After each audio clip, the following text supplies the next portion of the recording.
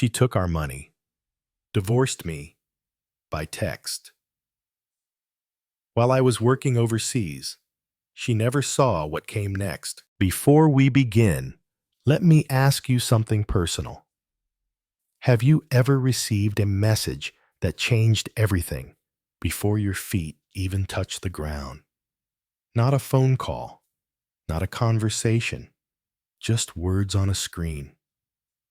So cold and final, it didn't feel real at first. What if while you were thousands of kilometers away, working to build a future, the person you trusted most was quietly erasing you from it? This isn't a story about heartbreak. It's a story about control clarity and what happens when you stop reacting and start thinking. That night, I stopped reacting. The message came in at 2:47 a.m., just after I'd wrapped a 13-hour shift offshore in the Gulf of Mexico. I was sitting on the edge of my bunk, still halfway through peeling off my gloves, when the phone buzzed in my chest pocket. There were only a few places on the rig where the signal ever caught. My cabin was one of them. Bad luck, I suppose. Or maybe fate. I pulled out the phone and saw her name. Dana. My wife of 19 years. I'm leaving you. I've met someone new. We're moving to Santa Barbara. I've taken the money. That was it. No hello, no explanation. Just a screen full of goodbye.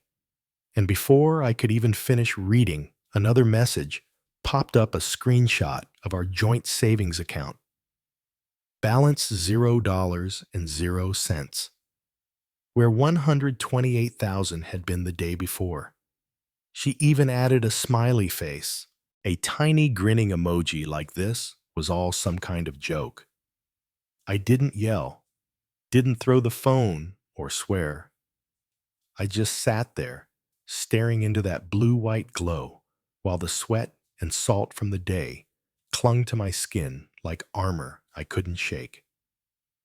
My fingers hovered over the keyboard, and I typed back only 4 words. Understood. Good luck, Dana. Then I powered the phone down, placed it on the steel counter beside my hard hat, and walked to the shower like nothing had happened. The next morning, Miguel noticed I skipped breakfast, but no one said anything. Out here, your silence was your privacy. I walked onto the platform deck like I always did. Checked the pump logs, ran diagnostics, kept the system humming. But inside, something had broken loose. Something cold and clean. At lunch, I checked my email. There it was, the divorce paperwork. Already filed. Dana's lawyer accused me of abandonment, claimed I'd prioritized my work over the marriage, said she was entitled to support payments based on my offshore earnings. She'd even written that her emotional support partner was now residing in our house in Corpus Christi, that same house I'd paid off 10 years ago. I closed the laptop gently. No reaction. Not yet. There were 16 men counting on me to keep this floating steel city running, and every one of them had their own ghosts to wrestle with. Personal mess stays on shore. That's the rule. But that night, when the deck was finally quiet, I pulled up a private email account I hadn't used in years. It was one I shared only with my cousin Natalie, an accountant in Austin with a mind like a steel trap. I didn't explain. Just sent one line. Activate Glacier Protocol. 3 minutes later, her reply came. Already in motion. Do not respond to her. Wait until you're home. I stared at those words longer than I needed to. Glacier Protocol was something we came up with after I watched a coworker lose everything in a messy divorce, his savings, his truck, even his pension.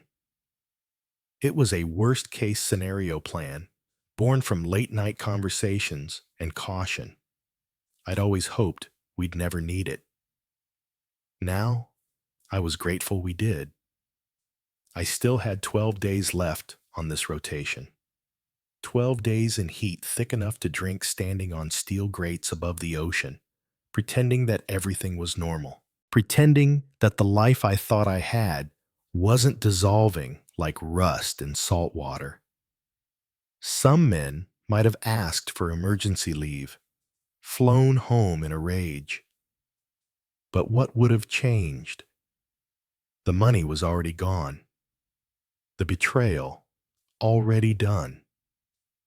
All I could do now was finish what I came here to do, my job. That night, as I was clocking out of the shift, the rig supervisor, Vince, stopped by my quarters. He looked me in the eye, nodded once, and said, "Everything's stable." I knew he wasn't just talking about the pumps. I nodded back. "Under control," I said, and it was.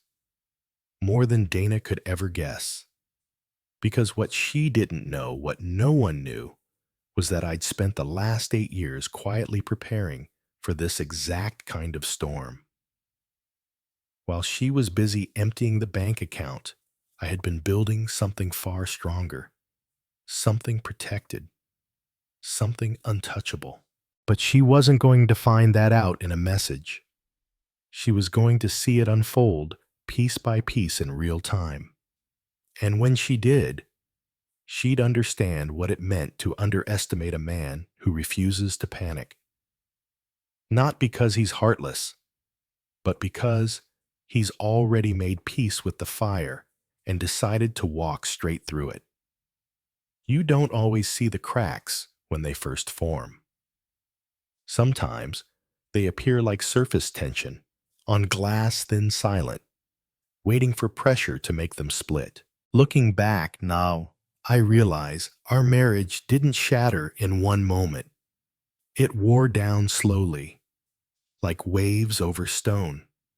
We met outside Rockport in a dusty bait and tackle shop off Highway 35. I'd just gotten back from an 8-week contract in Angola.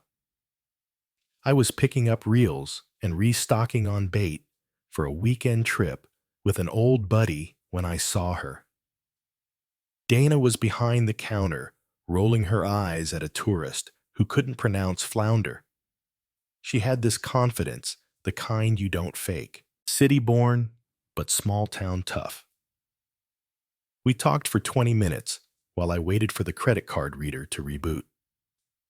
By the time I walked out, I knew I'd be back the next day.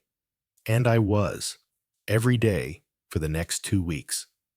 I was 35, already owned my house in Corpus, thanks to an early investment in a junior energy company that got bought out by one of the big players. I wasn't flashy, didn't drive a truck that growled, but I was steady. I worked hard, I saved. She said she admired that, said I made her feel safe. That meant something to me. We married 11 months later. Small ceremony. Her parents cried. Mine had passed years earlier. It felt fast, but it felt right. The early years were good. I was still doing 2 months on 1 month off. The money was solid, better than solid. I was pulling in 6 figures within 3 years. We had no debt, no kids, and a growing portfolio. She handled the house, the bills, the social side of life, book clubs, neighborhood dinners, little weekend trips with friends. I didn't mind missing most of that. I was building something. And we had a deal. I'd be away, but never unreachable. I'd send money. I'd call. She'd hold down the home front. She said she was proud of me. I believed her, but somewhere around year 12, things shifted.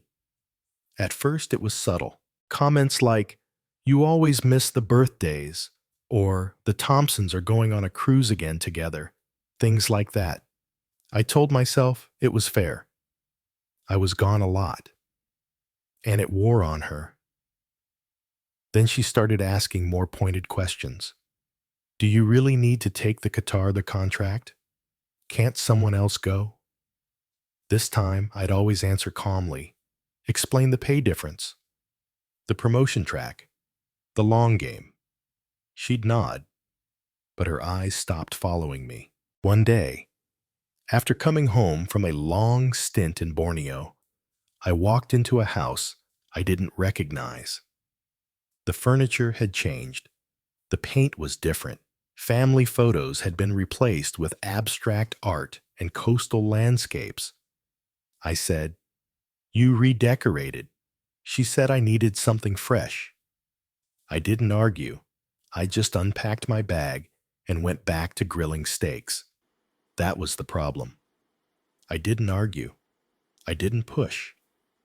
I kept adapting.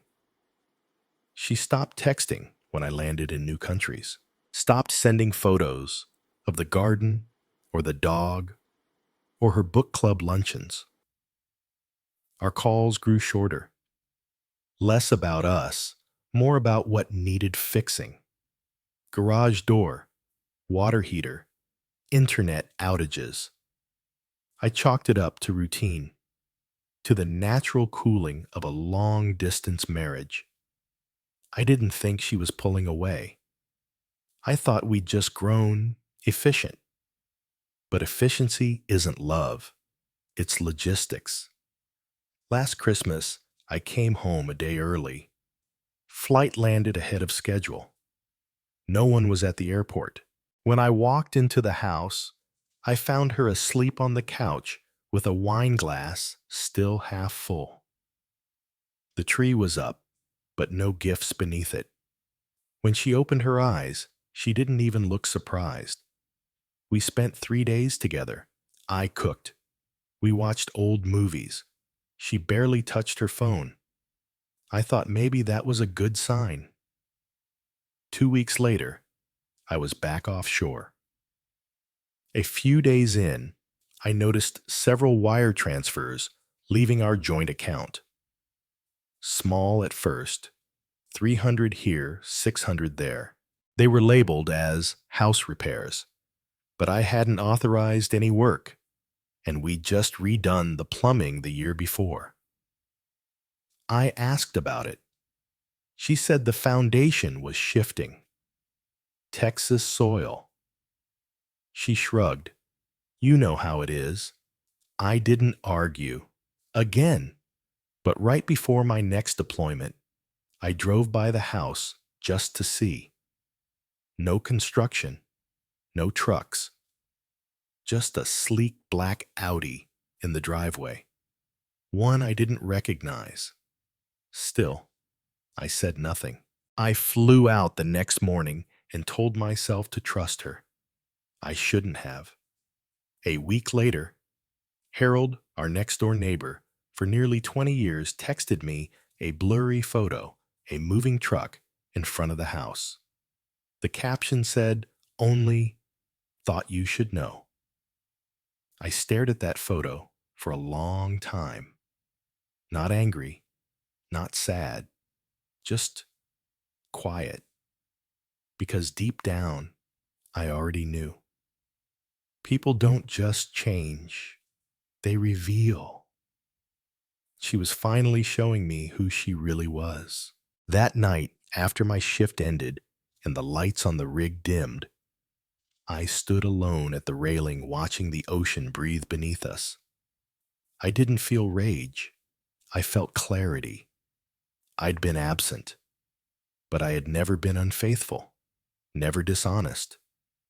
I gave her everything I had except my full presence. And maybe that was my mistake. But hers was thinking I wouldn't notice what she'd taken. Because if there's one thing I've learned from a lifetime on oil rigs, it's this: Cracks don't fix themselves. They deepen, they spread, and then they break everything. There's a kind of silence that isn't peaceful. It's surgical, the kind that only comes after a clean cut when the bleeding hasn't started yet, but you already know it's coming. That's what it felt like when Natalie called me 2 nights after I'd activated the protocol. She didn't ask how I was, didn't ask what happened, just said, "You're going to want to sit down." I was alone in the operations cabin, the generators humming beneath the floor like a distant thunder. I leaned back in the metal chair and listened. "She's been draining the account for over 14 months, Natalie said. Small transfers at first, 200 here, 450 there, all labeled like house maintenance or dental bills, but they were all routed to a separate account under her maiden name. Different bank, different province." I didn't interrupt. I let her talk. I wanted the full autopsy. Totals over 210,000, not just the 128 you saw.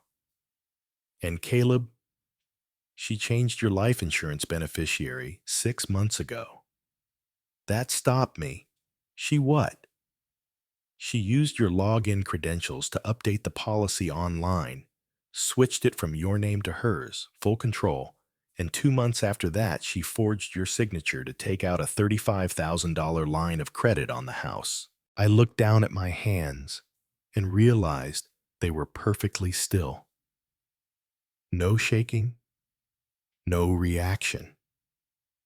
Just a strange, low-level awareness that something essential had quietly snapped. Natalie exhaled softly on the other end. "That's not the worst of it. There's worse. She's not alone in this." Of course she wasn't.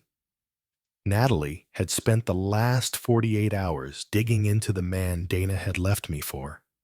His name was Shane Whitaker, 26 years old, former personal trainer, no verifiable employment in the past 3 years. His online presence was curated, but shallow photos of hiking trails, gym selfies, captions about energy and freedom. But Natalie had gone deeper. "This is the third time he's done this," she said. 3 older women in 5 years. Each one financially stable. Each one divorced her husband within 6 months of meeting him. And in every case, he vanished within 18 months, along with whatever money they had left. She sent me the links, news stories, civil court records, Facebook comments on abandoned profiles. The same story over and over again, just with different names and different cities. One woman was still paying off the debt he'd racked up in her name. Another had lost her entire retirement account.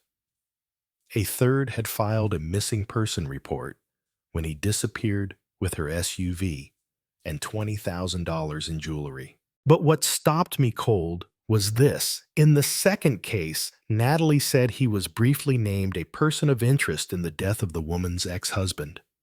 Car crash. Off a mountain road in British Columbia, he'd driven for 20 years. No charges, I asked. None. Just enough questions to make it unsettling. There was a long pause between us. Then I asked the one question I hadn't dared say out loud yet. "Is he dangerous?" Natalie's voice dropped. "I think he's careful, calculated. And I think Dana's just another mark." I leaned forward, elbows on my knees, and let that sink in. This wasn't just betrayal. It was strategy.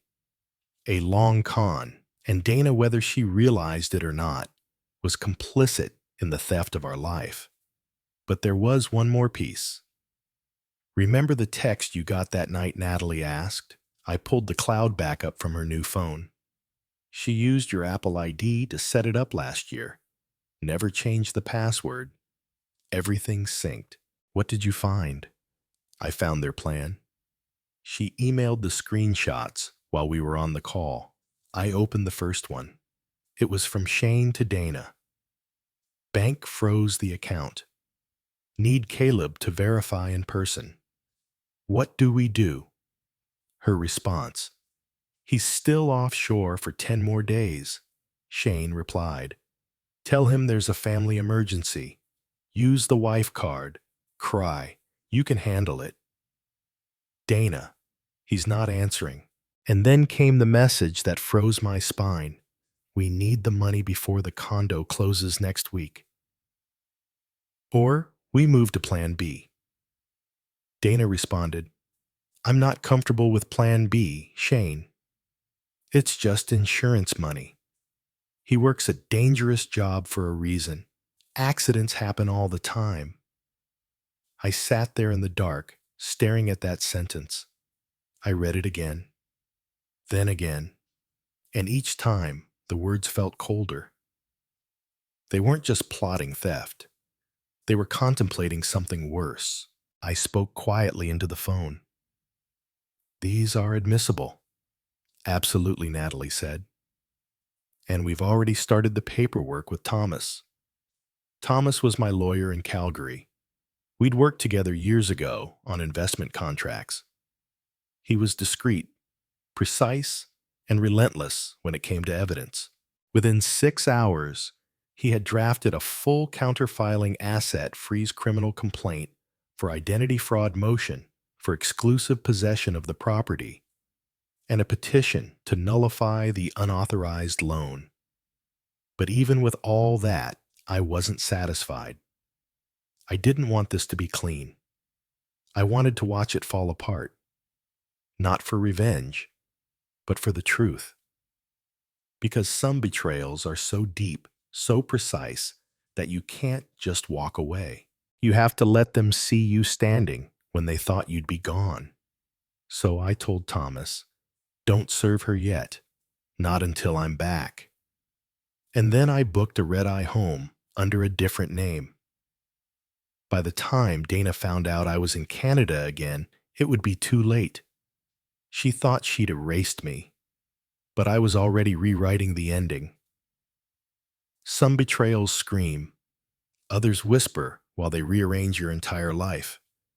By the time I landed back in Calgary, Dana still thought I was on a rig in the Gulf.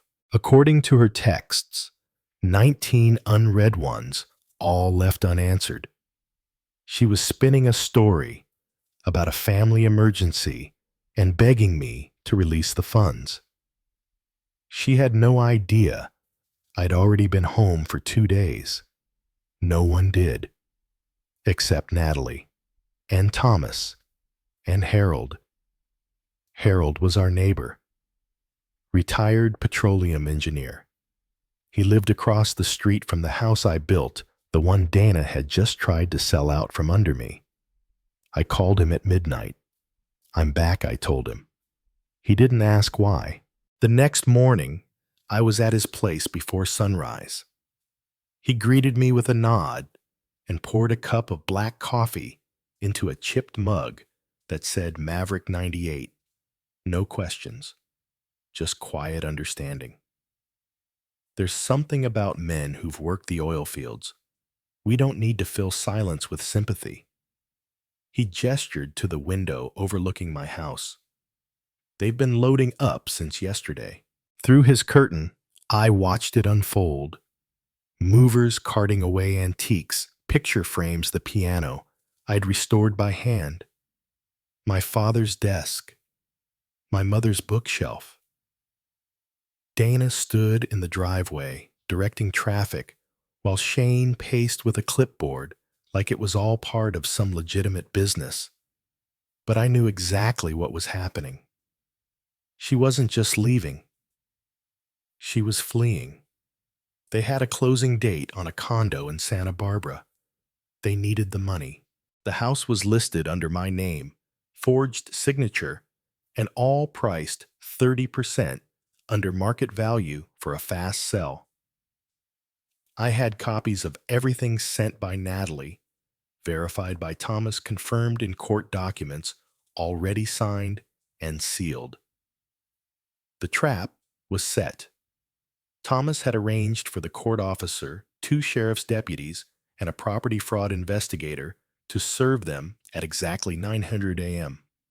We'd timed it perfectly, just as the last moving truck was scheduled to arrive.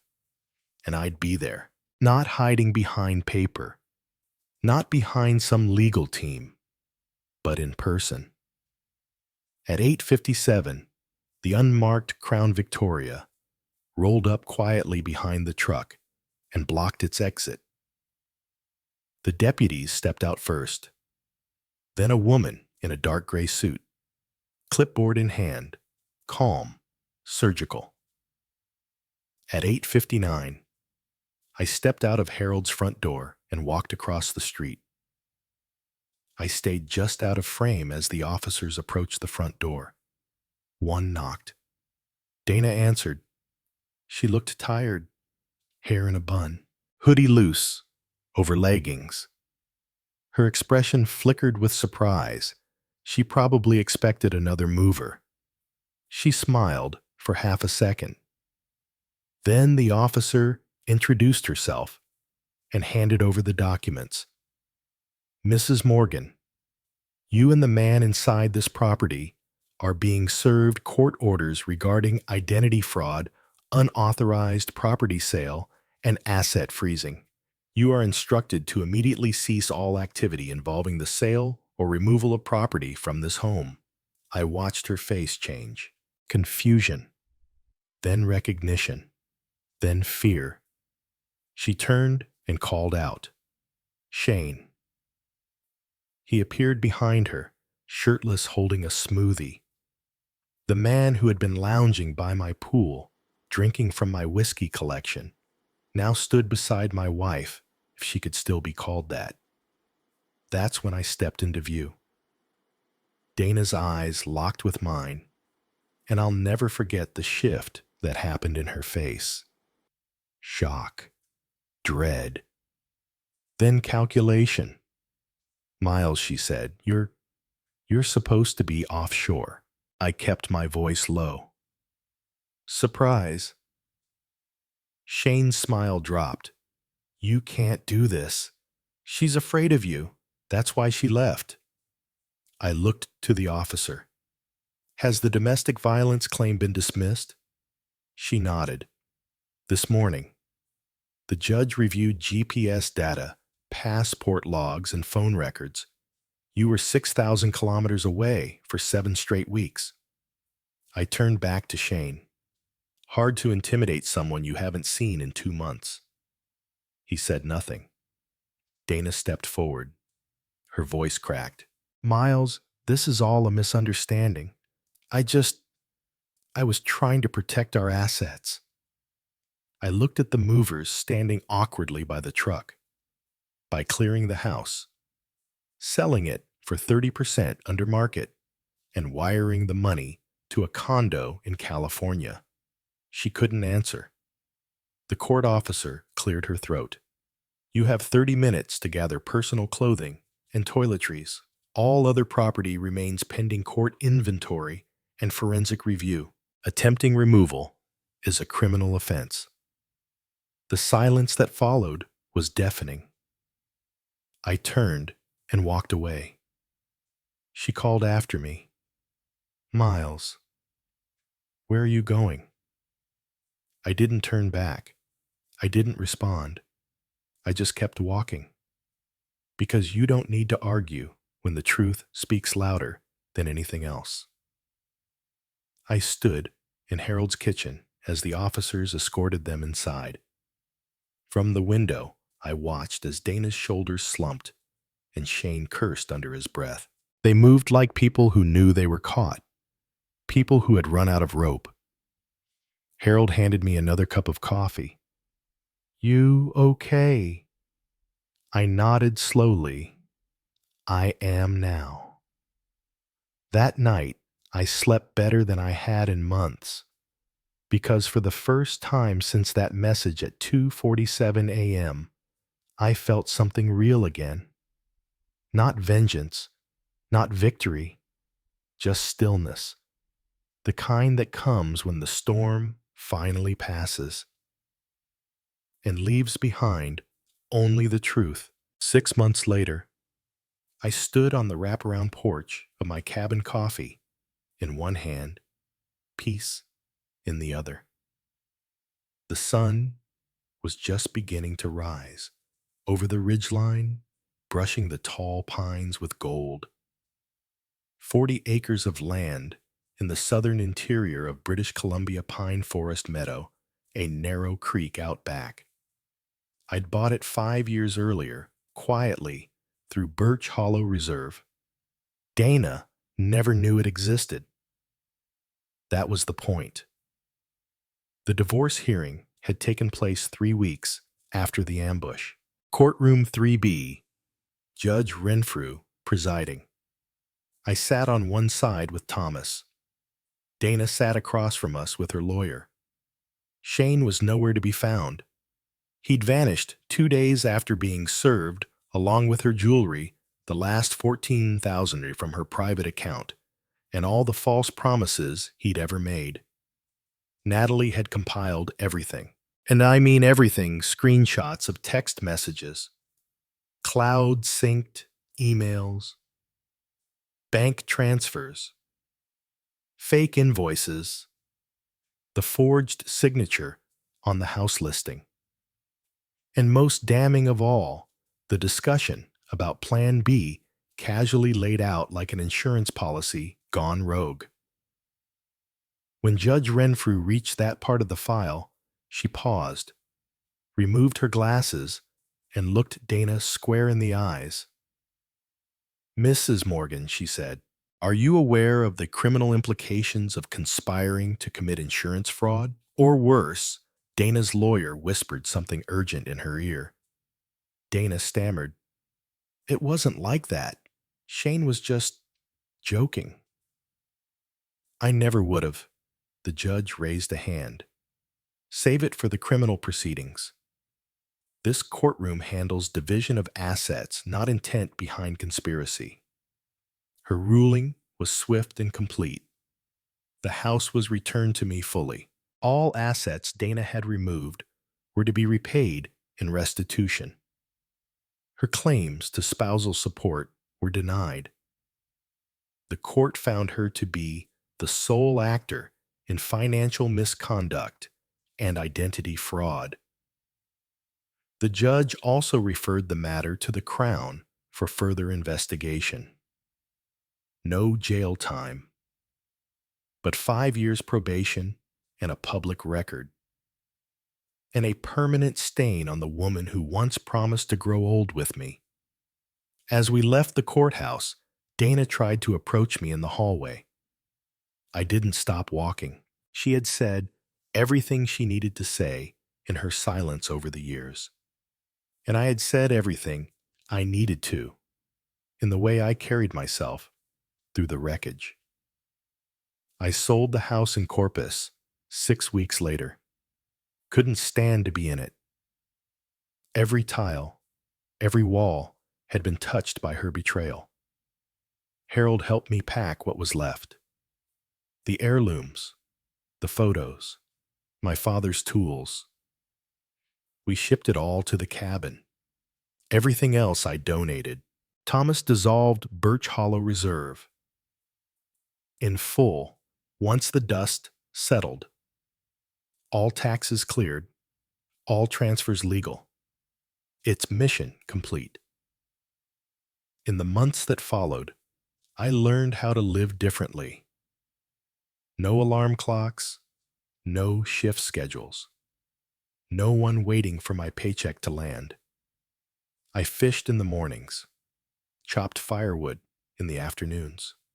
I even started teaching a few young guys from the nearest town how to work safely with tools, showing them how to read blueprints, use torque wrenches, and respect the sound of silence when something's wrong. Natalie visited once in early spring. She brought bourbon and a smile. We sat under the stars, talked about the absurdity of it all, about how smart people can still be deceived when love is used like camouflage. The world didn't stop when Dana betrayed me, but mine did. And that pause, that fracture, taught me something. No rig, no contract, no bank account ever could.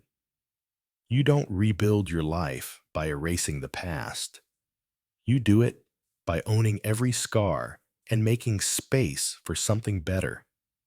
Last week, a project manager from a Canadian energy firm called me, said they'd heard about my track record, asked if I'd consider consulting high pay, low travel, all virtual. I told him I'd think about it, and maybe I will, but not today. Today is for sitting on this porch swing I built with my own hands, for listening to the wind as it moves through the trees, for remembering who I am when no one's watching. Because after 30 years of building futures for others, I finally built one for myself.